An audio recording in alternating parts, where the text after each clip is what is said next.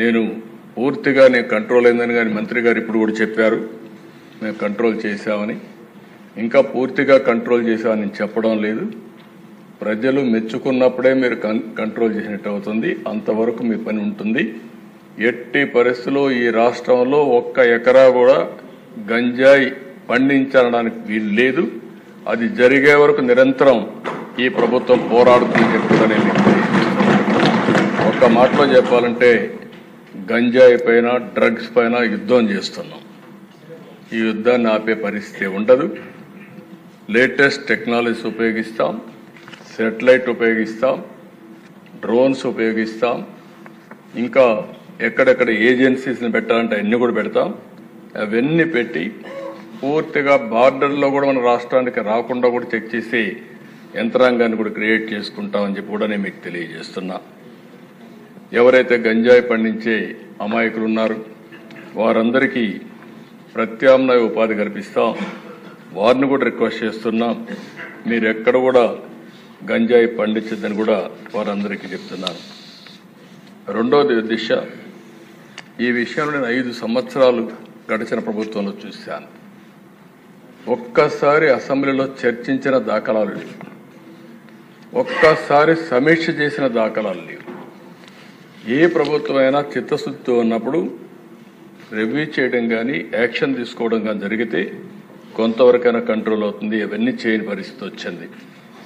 అందుకని అధ్యక్ష దీంట్లో రాజీ లేదు. రెండో విషయం కూడా నేను ఒకటే కోరుతున్నా, ఈరోజు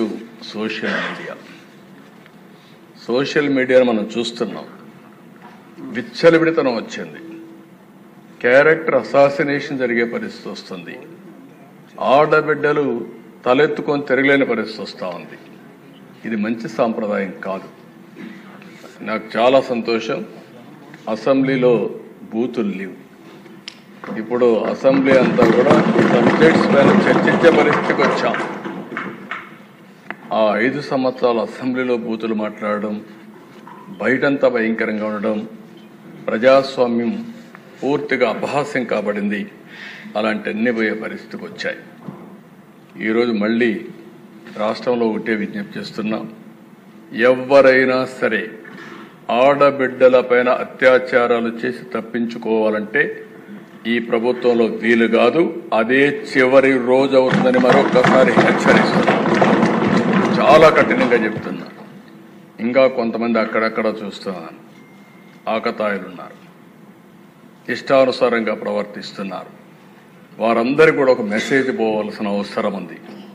నేను ఒకప్పుడు ఒక మెసేజ్ ఇచ్చాను, ఈ రాష్ట్రంలో లా అండ్ ఆర్డర్ మెయింటైన్ చేయాలి, తీవ్రవాద సమస్య పరిష్కారం కావాలి, మత విద్వేషాలు లేని రాష్ట్రంగా మత సామరస్యాన్ని పెంచాలి. ముఠా నాయకులందరినీ ఒకటే మెసేజ్ ఇచ్చాను, తరతరాలుగా మీరు ముఠాలకు పాటుపడుతున్నారు, కుటుంబాలు లేకుండా పోయే పరిస్థితి వస్తూ ఉంది. ఇంక ఈ రాష్ట్రంలో జరగడానికి వీలు లేదని ఆ రోజు కూడా చాలా స్పష్టంగా కంట్రోల్ చేశాం. రౌడీలకు ఒక మెసేజ్ ఇచ్చాం, ఈ రాష్ట్రంలో రౌడీ అనేవాడు ఉండడానికి వీలు లేదు, ఈ రాష్ట్రం మీకు సహకరించదు, అలాంటి వాడు ఉంటే ఈ రాష్ట్రాల నుంచి పారిపోవడం బెటర్ అని చెప్పి కూడా హెచ్చరించా.